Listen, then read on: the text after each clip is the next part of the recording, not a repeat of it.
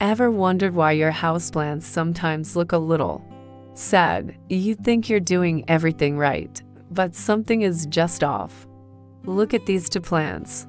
On one side, we have a thriving, happy plant with vibrant green leaves reaching for the sky. On the other, we have this poor fella. Yellowing leaves, a bit of a droop, just looking generally miserable.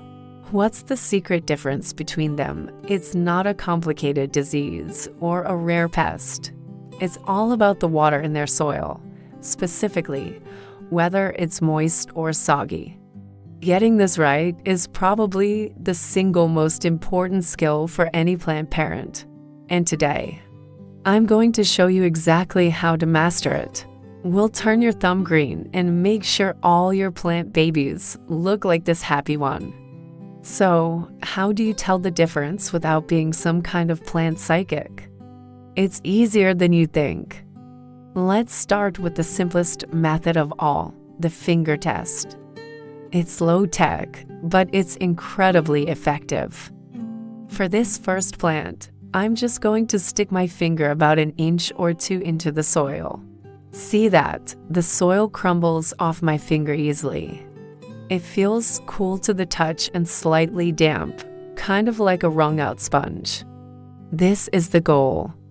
This is perfect, healthy, moist soil. The roots have access to water, but they also have access to something just as important, oxygen. Now, let's try the same test on our sad-looking plant over here. I'll stick my finger in and oh, look at that. The soil is sticking to my finger like thick, wet mud. It's heavy, it's dense, and it's completely saturated. This is soggy soil. It's waterlogged.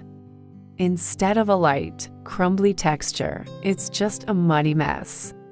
If you were to squeeze a bit of this soil, you might even see water dripping out.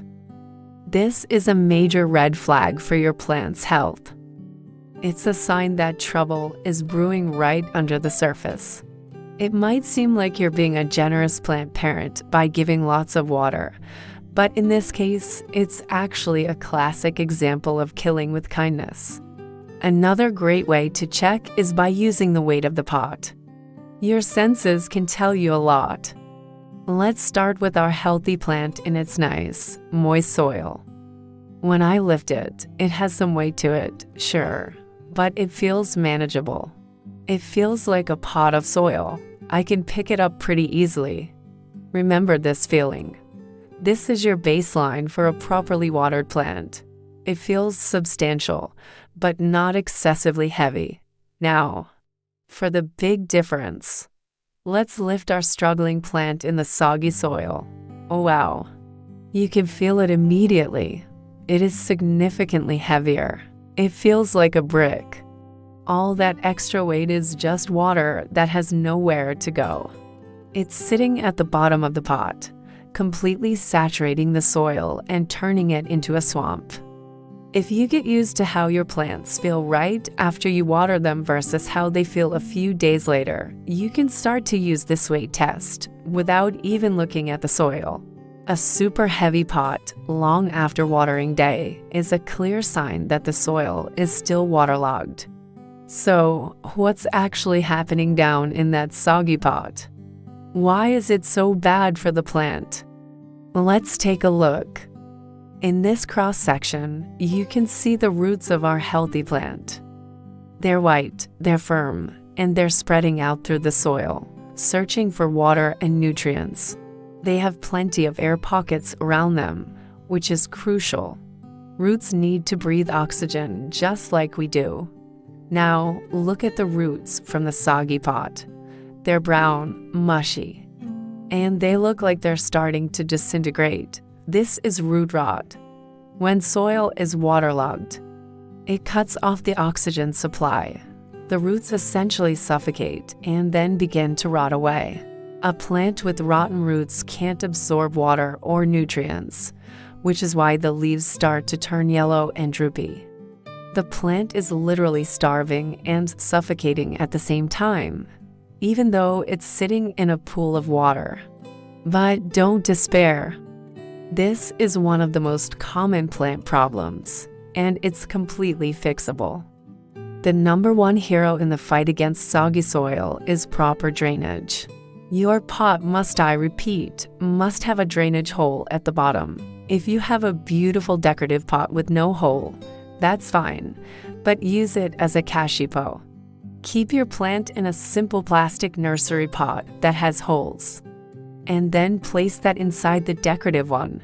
When you water, you can take the inner pot out, water it thoroughly in the sink. Let all the excess water drain completely away, and then put it back. This simple step ensures that your plant's roots are never sitting in a puddle. It's the difference between a thriving plant and a dying one. So let's recap. We want soil that's moist, not soggy. It should feel like a wrung-out sponge, not muddy. Use the finger test and the weight test to know for sure. And most importantly, always ensure your pot has good drainage to let that excess water escape. The best general rule for watering is to wait until the top 1 to 2 inches of soil feel dry too. The touch, then water thoroughly until it runs out the bottom. Let it drain, and you're done. Your plants will be so much happier, with strong roots and beautiful leaves.